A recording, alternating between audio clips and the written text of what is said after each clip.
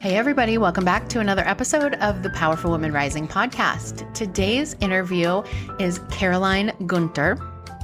I am obsessed with this song right now called Caroline, and I really want to sing it for you, but I'm not going to because it's not actually a song. It's a rap and it will be terrible. But there's this part where she's like, Caroline, and I really wanted to say that really, really badly. So there you go.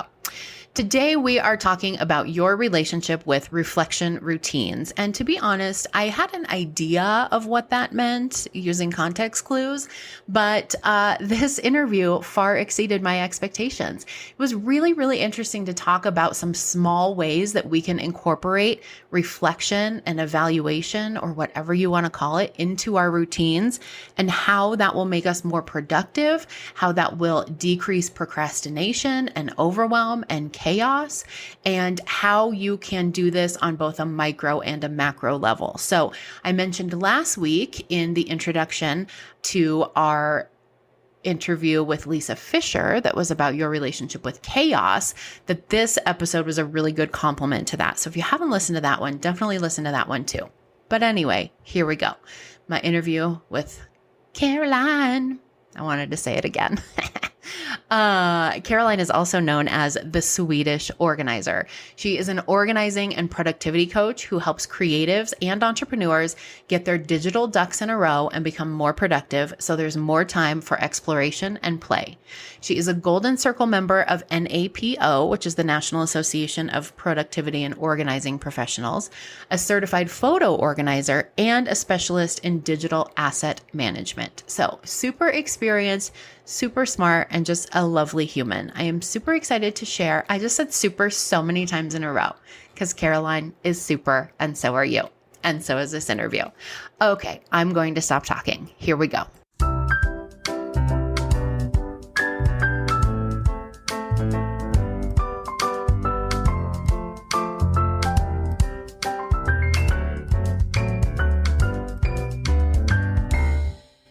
Hello, Caroline. Welcome to the podcast.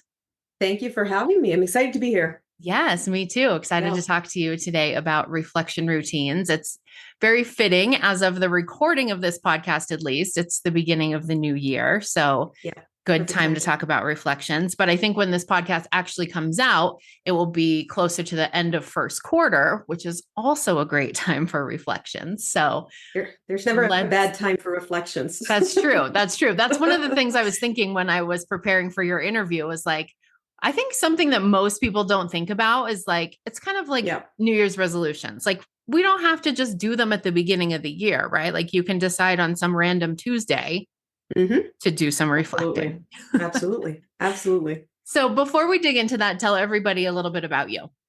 Yeah. So I'm Caroline. For those who don't know me, I'm known as the Swedish organizer. I was born and raised in Sweden, but now I split my time. I've been in the US for close to 20 years. Time flies. And I am an organizing and productivity coach. So I help people get more done efficiently, finish what they start, wrap up, their goals, accomplish a lot more, and not feel stressed, while doing it, not pull your hair out, basically do it in a way that's fun and easy and just nourishing and wholesome and fun. It doesn't involve 94 cups of coffee a day. Exactly. You can have some coffee, just not that much. Just not let it be your driving force for productivity. Exactly. How about that? That can't be the only fuel. Exactly. It's so funny. Every time I interview someone and they're talking about what they do or how they help people or whatever, there's always a moment in the interview where I'm like, oh, I think I need to hire her. Yeah. There's productivity is so much fun, and it's not about, doing as many things as fast as possible. It's about doing the right things with enough space that you still have time to do whatever else you want and focus what's important and feel, happy and live the way you want in the meantime as well. None of us should be stressed or frustrated. Things should be easy and seamless. So that's what I like to help people with. Just live and be able to have breathing space at the same time. For sure. And I think Mhm. reflection, I mean, I'm sure we'll get into this, but reflection is a huge part of that. Like Huge. my husband and I both have the same time blindness problem, but I like to think he's worse than me. And he will like spend all day effing around on something. And then at like 5 o'clock, he's like, "Oh, I'm so stressed. I have so much to do. I've been working all day and I haven't gotten anything done and blah, blah, blah." And I always am like, "Babe, let's look at your screen time." Mhm. Yeah, yeah. Well, that's the thing, right? We all have 24 hours in the day. So how do you choose to spend them and what priorities do you have and how do you tackle things you don't want to do, especially like because there's all things that we don't want to do. Like I don't want to do a lot of laundry and dishes and things like that, but they got to get done. So, how do we tackle everyday things that we sometimes have to do? How do we tackle things at work that we might not want to do? Or yeah, there's a lot there, right? And it's figuring out how to best go about it. Yeah, especially when there's Yeah. not a one size fits all model. That's something I had to Hmm. learn too, was like, Yeah. quit trying to force yourself to be productive in the way that Sally on Instagram says you have to be productive because, like, I don't care what I do, how hard I try, what routines I follow, I'm never going to be Yeah. a morning person. So Yeah. let's just adjust for that and be fine Hmm. with the fact that the day starts at 9 a.m. You can still get a ton of stuff done. Totally, totally. Absolutely. Okay, so let's dig into this idea of your relationship with reflection routines. Tell Hmm. us a little bit about what a reflection routine actually is. Yeah, a reflection routine is where you basically have a system in place, a routine in place for regularly looking at what you're doing and if it's working, why you're choosing to do that way, and how you want to maybe change things, if at all, going forward, right? So I normally tell people to have a set few questions that they ask themselves on a regular basis. And those questions will be tailored to the person based on what the goals are, right? And so, you know, people say, well, how often do you have to do this? I actually do it once a week. And that's how I do it. But obviously, I've been doing it for a long time, so I'm pretty good at it. You can start once a year. You can start, like you said, it doesn't have to be the whole New Year's thing. It could be any day at all that you want to just see where you're at. It's how you measure and it's how you get to your end goal, whatever that end goal happens to be. You have to at some point check in and see how things are going, right? Mm-hmm. And if you never look at how things are going, it's very hard to assess where you are and what else you need to do or what needs to happen, right, for you to achieve your goals. Yeah, So it's a huge part of productivity and just being effective and efficient in what you do. for sure. Yeah. So, in your mind, is there a difference between reflection and evaluation, or are they sort of the same thing? I consider them pretty much the same thing. Okay. Evaluation to me, it sounds a little bit more boring. So I Hmm. prefer to call it reflection, and it's really part of the same process. It's really just looking at how are things going, and Yeah. is this actually going in the right direction that I want it to go? That's the gist of it. Yeah. Evaluation to me feels more like analytical. Like, let's sit down and look Hmm. at our numbers and how did we get Yeah, to these and what was our conversion rate and, how many yeah, leads yeah, and that kind of stuff. And I yeah. always think of reflection more as like one of your reflection questions could even be like, was I who I wanted to be this week? Exactly. It doesn't Hmm. have to be like, did And we we'll get reach into the the goal? Did whole, we hit the yeah, numbers? we'll get into the whole micro and macro, I'm sure, but that's how I view it. The micro part is that analytical piece of Hmm. like numbers and like the stats and all of that, the detailed stuff. Whereas the macro view is more of what did my gut say? Did I Hmm. actually feel like this was the right choice? Because sometimes those two don't add up, Totally. Yeah. right? Yeah. Yeah. And so, do you recommend having a reflection routine in like several different areas of your life? Like for today, we're talking about business because that's what this podcast is about. But is it also helpful to have a couple questions that you ask yourself periodically about your romantic relationships, your friendships, your health, things like that? Do you do that? Oh, absolutely. But here's my answer to that is that I teach basically holistic productivity. So I help a lot of small business owners. And for a lot of small business owner, their life and their business is one and the same, Hmm. right? It's because it's very hard to draw a straight line, and divide the two. Hmm. So like my business is a lifestyle business, for example. And so for me to try and separate the two areas would be very difficult. Yeah. So I prefer to look at the whole status quo of somebody's life when I help them, because like if nobody's getting any sleep, there's very little that I can do in order to help you get more productive, right? Like we first have to fix a few basic things that need to be in place, right? Right. So it's very important to look at what's going on outside of work too, because so often what affects us at work actually has nothing to do with work at all. It might Hmm. be something going on at home, or maybe if you're not productive at work, well, maybe you're a caretaker, or maybe you have something else going on that's taking your time, right? So it's really important to look at everything that's happening to get a full picture view, kind of like the whole debit and credit idea, right? You can't just look at the assets, you also have to look at the debt, right? You have to see what's going on everywhere to figure out what the solution is. Yeah. And I feel like that's even more important for entrepreneurs than Oh yeah. people working like a 9 to 5 job. I feel like it was so much easier to like segment things when Hmm. I left the house and went to work. And then I came back from work to the house. And it was like when you were at work, everybody knew you were at work, right? So no one called you because they knew you were at work. Yeah. No one asked you, like, hey, can you go pick the kids up at noon because they're sick Yeah. in the middle of the Yeah. day because they knew you were at work. Like, it's much harder, I find, to keep those boundaries and like keep business and life separate now that I Oh, am it's so hard. self-employed. It's so hard. It's so hard. It's sometimes impossible, especially with so many people now working remotely. You know, Mhm. like I work remotely. I've worked from home for over 10 years. And I work on the road a lot as well. And like, keeping distractions out and keeping the boundaries, it's extremely difficult. Yeah. Extremely difficult. Yeah. Yeah, But that's also a big part of it, because if you have other things tugging at your attention, it's very hard to get things done. for sure.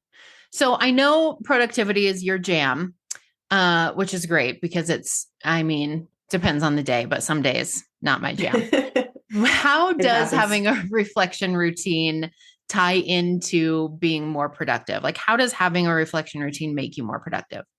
Yeah, it's really how you assess where you are, and it's how you grab the learning and avoid mistakes in the future. So Mm. just to give you a brief overview, in project management, basically, whenever you're trying to do something, there's 4 stages to that, right? There is the planning process that comes first. Then we have pre-production, we have production, and post-production. That's how it works in all content creation. That's how it works in pretty much any industry. And that fourth stage, the post-production, is really for learning and figuring out, well, what actually happened here? Did this project go the way it was supposed to go? Did we, overspend? Were the resources utilized in the right way? And what happens is a lot of people skip a lot of these stages, right? They Mhm. jump straight into the action, they do the stuff, they never take the time to plan, they never take the time to look and analyze and, reflect and see what actually happened. And so what they do is they go over budget, they go using up resources that they don't have, and that whole cycle is sort of lost on them, right? And so Yeah. when you actually follow all of those steps and actually learn and you understand project management, then you realize how life-changing that is because you understand when a project is actually wrapped. And that's how we, close and keep things neat and organized and tidy. And so that fourth stage is so, so important because that's when you learn basically like, well, what mistakes did I make here? And how can I avoid them the next time around? So if you never go through that process, you never learn from your mistakes and then you just keep repeating them and repeating them. So when you understand project management, when you understand how systems and operations and all that stuff works, all of that becomes so seamless and you just tighten up every single time you complete a project. You tighten up that cycle even more and more and more. And that in turn makes you more efficient every single time you do something, right? So it's a compounding effect. And I know it's hard to give sort of a bird's eye view of it, but it truly is life changing because it applies in everything, in your life. Yeah. Yeah. And I Yeah, think it's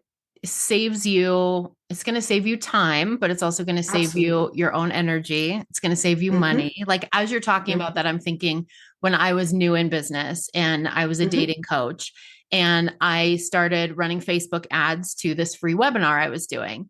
And my Facebook ads were amazing because I had like tons of people signing up for the webinar. I mean, I had like probably 250 people signing up for each webinar. And then I had probably like 20 people who actually showed up to the webinar. And then I Mhm. usually had like zero, maybe one person who converted to a paying client.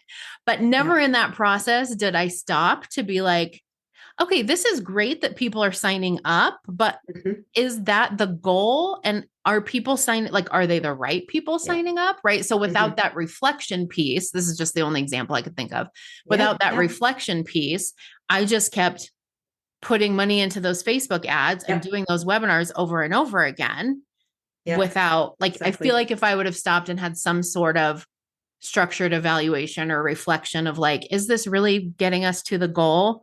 I could have saved Mhm. myself time and money. Oh, absolutely. And that's actually a great example. It's that whole pause that you need to have to just say, well, wait a minute, is this actually working? Yeah. Like I ran a personal example. I mean, I ran a Facebook group for over 5 years, had a ton of people in there, ton of people signing up. Did they convert? Nope. But I kept running it for a bit. And I'm like, I'm sure. Hmm. But you know what I mean? Like I could have stopped and reflected even more. So even I have to check myself sometimes. Sometimes we just get into a habit of doing something and we don't ever pause to actually ask ourselves, is it actually working or not? But that is such a powerful thing to do. It Yeah. really is. Yeah. Especially, I think when you're newer in entrepreneurship and you're not really confident in your own ability to make decisions about your business. So there's all of these messages coming from everywhere, like all these Yeah. coaches and companies Who do and you listen to? ads and things of all the things that you need. And Hmm. so you just do them because some expert says that's what you need to do and Yeah. never stop to be like, is this actually like what I want to do? Is this Yeah. working for me? Well, and that's what it really means, right? To have true sovereignty in your business and to start becoming more confident as a leader. It's like, well, wait a minute, I'm running this. What do I need to do? What are my goals? And this is something that I actually need to put time and energy into because we all have limited time, energy, resources, money, whatever it might be. And we really want to be smart about how we spend it because then we can do more good, right? So yeah, it's Yeah. a huge part of becoming successful. Yeah. It also makes me think of that analogy, and I can't remember how it actually goes because I screw these things up all the time, but something about continuing to hit yourself in the head with a hammer, even though it Yeah. hurts. Like Yeah. arguments that we have with our spouse that go totally off the rails. And then the next argument we have, it goes off the rails again because we didn't stop to be like, where did that go wrong? Like, is there something I Yeah. could have done differently there? Or we Yeah. scream at our kids, or we, behave in a way as a parent that we're like, I don't love how that felt. But then we do it again tomorrow because we didn't take the time to stop and reflect of like, was there a point I could have stopped and turned that around? Yeah, and that's exactly why it's so powerful to learn project management and learning those phases because then you apply that to every single part of your life. And all of a sudden, you keep learning, like, oh, I'm not going to do that again. I'm not going to do that again. And you get so much better, so much faster. And then, of course, it compounds right in all areas of your life, and you just accelerate. Yeah, that's awesome. So, talk to us a little bit more. We touched on this about like reflecting on a macro level and a micro level, but what does that mean and what does that actually look like in practice? Yeah. So if we start big picture, that would be the macro level, right? So a good example would be annual, planning or an annual review or doing something like that, where you're looking at the big picture of where am I going? Is this business, talking to the right customers? Do I want to, tweak my offers? Am I hitting the right targets and all of that? Like big picture of where's the train going, right? Hmm. But then there's also the micro level, which is that small step continuous improvement, and that's what you do in the smaller systems and the details of the projects every Hmm. single time you complete a project. So there's like the smaller engine running, and there's like the bigger engine running, and Okay. both of them kind of have to harmonize. Okay. Yeah, And so it's a do lot you, easier to make adjustments to like detailed, smaller things, like smaller, right? Rather than to go, oh well, my whole life is a mess. Like I need to completely switch direction. Like that feels really big, right? But it is also important to make sure that they match up. Does that make yeah. sense? Yeah, Yeah. totally. So do you recommend doing reflections more frequently on the micro level than the macro level, or are both equally important? Yeah, it's interesting because I actually have a system that I teach that actually does both. It has components of both the micro and the macro. So I actually do them together in one routine on Mondays. And that's basically what I teach because I feel like having both is so important. And you kind of can't have one without the other because then you have that misalignment. Yeah. Yeah. And sometimes I think we get so focused on the micro that Hmm. we continue to move in a direction that we don't actually want to be moving in anymore. Like maybe Yeah. that was your goal at the beginning of the year or when you started this business or at the beginning of quarter one. And Yeah. so now you're just so focused on the micros. I knew Yeah. that was Yeah. wrong as it came out of my mouth, focused on the micros. And then you get to this point that's like, if you never stop and look back at the macro of like, is this still actually what I want? Hmm. Maybe Yeah. it's not. Absolutely. No, it's so true because if you are like a traditional micro level person, sort of analytical, maybe left brainer, like you're used to focusing on details and you like analyzing and you like all that stuff. But then it's really, really hard sometimes to pull your head out of the sand and go, well, wait a minute, am I actually going in the right direction? Because Mhm. you don't see the big picture as well, right? Mhm. And you don't notice if you're off by a couple of degrees. And then Right. all over time, all of a sudden now the distance between you and your goals is so far that you've gotten way off track, right? So regular reflection lets you check in with yourself to make sure that you can actually course correct. And similarly, like on the macro side, like if you're a big picture thinker, if you're creative, right brain or visionary, like that type of person, sometimes you have a hard time looking at the smaller details because Mhm. that's not really where your forte is. And then you kind of miss all of those details that are so important in order to button things up, Right. to make sure you stay on track, right? And not, overspend or commit to too many things and all of that. So it's really, really important that we have this balance between both of them. And Mm. that if you are leaning more, one over the other, like I'm for sure somewhere on the left, but more leaning right versus right leaning left. Like if you have a certain strength, it's really important that you hone your skills on the opposite side of that so Yeah. that you can have that balance. Yeah. Yeah. That's a really great point. And while you're saying that, I'm thinking not just about like right brain people and left brain people or like type A or whatever you want to call them, but I Hmm. feel like so I was diagnosed with ADHD last year when I was 41. And prior to that, I feel like I tried so many different methods to do exactly what you're talking about. Like, oh, I Yeah. have this planner, excuse my cat's tail. Oh, I have this planner that's like has all these steps for planning out the beginning of your year. I got this planner that's broken into these quarters. There's like a made like a long running joke in the ADHD community about how many unused planners we own, and it's not Yeah. wrong. Right.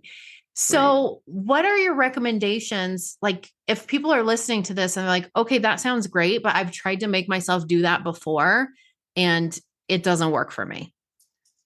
Yeah. Yeah. It's productivity is so personal, right? And that's the thing to realize is like, yes, there are suggestions out there everywhere, but you really have to figure out your own system within that. And you can take bits and pieces of what works for other people, but just making that your own because we all work differently. We all have different preferences, different backgrounds, different learning styles and all sorts of things that we're dealing with. And so it's really, really important to tailor something that works for you. And it's just a matter of figuring out how you best work, when do you best work? Like you said, you're maybe not a morning person. Like, that's okay. Like, let's Hmm. not try to fight that. Let's try and work with it and make it Right. easy. You know what I mean? Like, you don't have to change yourself. You have to change the system that fits, to fit you, Yeah. you know?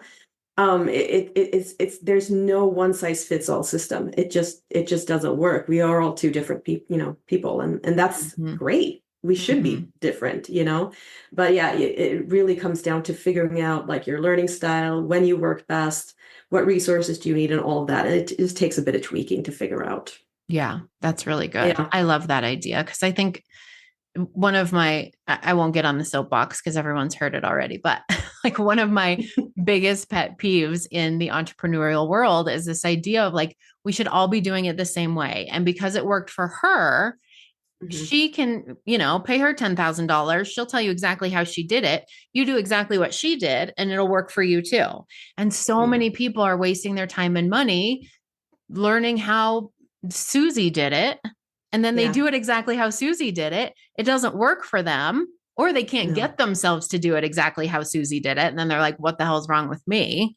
Right. So Yeah. I No. love that Yeah. idea of like, who I was thinking about this the other day. I was like, who says we have to start working at 9 or Yeah. No. whenever you Your start business, you working? make the rules. Right. And stop working at 5. Like maybe I want to start working at 5. I I don't work don't on actually, Mondays. but I don't work on Mondays. exactly. I don't want to. And that's my process that I teach. It's called Mindful Monday Mapping. It's because I didn't want to go into, this avalanche of things on a Monday and feel like I was drowning in tasks and to-dos. So I'm like, you know what? I'm not going to work on Mondays. That's Yeah. just the way it is. And I get my full weekend and I have a nice slow day on Mondays. I just reserve it for some admin work and my reflection routine and all of that. And that's it. And That's and brilliant. you get to make those rules. There's, Mm-hmm. especially in this, I mean, maybe back in the day it was different, right? But this is a brave new world. We have so many opportunities now working online and remotely that we didn't have. And if you're running your own business, it's your choice. Like you can make it whatever you want. And then realizing that you're a unique person with unique needs. And Mm-hmm. let's figure out what systems you need to support that rather than you trying to fit into something that already exists. That just doesn't work. Yeah. Oh, you're speaking to my heart. So if There's hope. people, I know, right? Just keep listening to us. Just listen to me and Caroline, nobody else. So if people are listening to this and they're like, I don't really have a reflection routine, maybe this is something I should start. What's are there a couple actionable steps people can take today to kind of move in this direction? Yeah, yeah. I think the easiest question to just ask yourself on a regular basis and just make that a habit, maybe once a week, maybe once a year, whatever you feels right for you. But like, am I doing what I love and is this going in the right direction? And what proof do I have that that's correct? Mm, Like, that's a simple place to start, right? And then if you want to get into more of it, the more you reflect, the more you take time to do these things, the better things go for you because then you realize like, oh no, it's not going into the right area here. Let me course correct. Let me course correct. And when you start course correcting, regularly, you'll find that the line between you and your goal becomes a lot straighter than otherwise it's very swirly, right? yeah. So the more you course correct, the more of a shortcut you get to achieve your goals. And I love that because Mm-hmm. I am here to do as much good in the world as I possibly can. I want to make a really big impact. I want to give back. I have a lot of things I want to accomplish, and I do not want to waste my time. Yeah.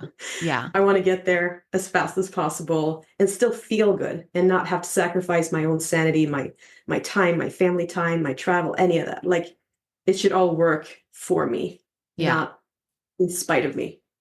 I love the idea of just starting out with like one or two very basic questions. And then Yeah. you can add to that. You can tweak those questions, right? Like we're not all going to have the same questions. For some people, it's going to be really important that they ask themselves every day or every week, like, was I who God created me to be today? Right. Other people are never going to Yep. ask themselves that question because they have Yep. different values. So, Exactly.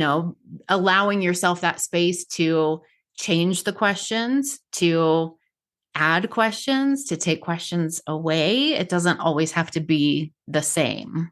No, not at all. Like I obviously have sets of questions that I teach that are great starting points, but I encourage people to take them and tweak them because those were, meant for me. That's how Yeah. I started to learn and started to do this, right? And so I tailored them based on my own blind spots, based on what I needed to check myself on. Mm-hmm. Um, and as you start doing this more and more, you start to learn where your blind spots are. And then you Mm-hmm. have those control questions to check yourself along the way. Yeah. Yeah. Yeah. So really just start.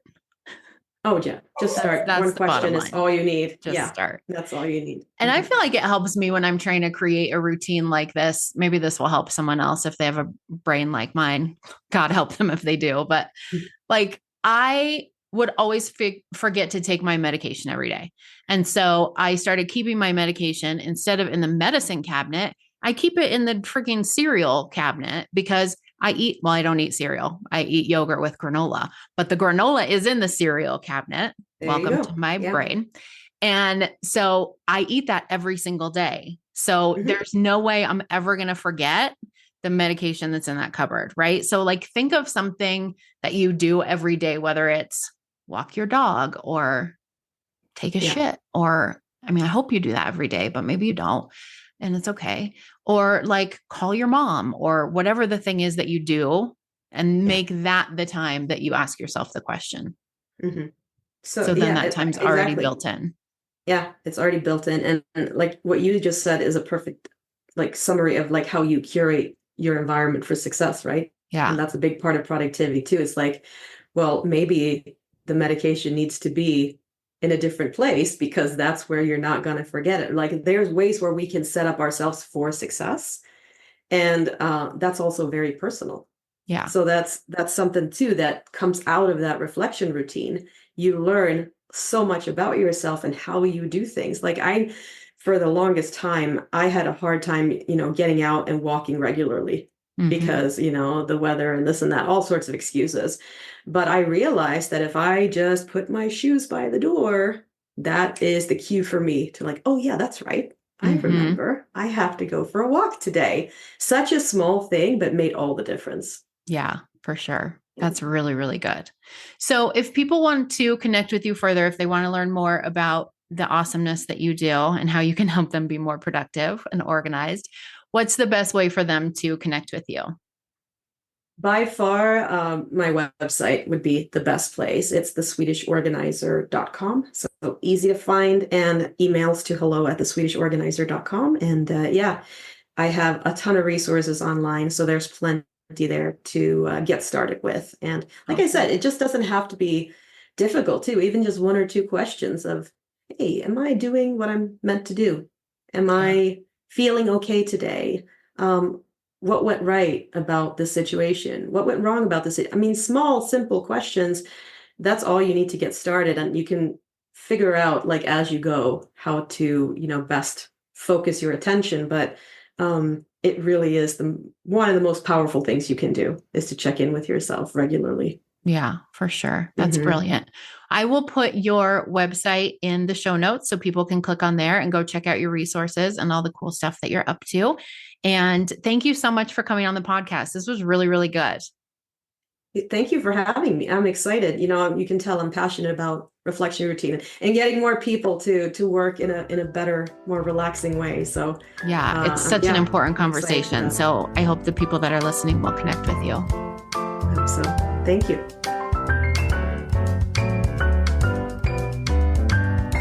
Thank you so much for listening to another episode of the Powerful Woman Rising podcast. I love to hear that you guys are enjoying this podcast as much as I am enjoying making it.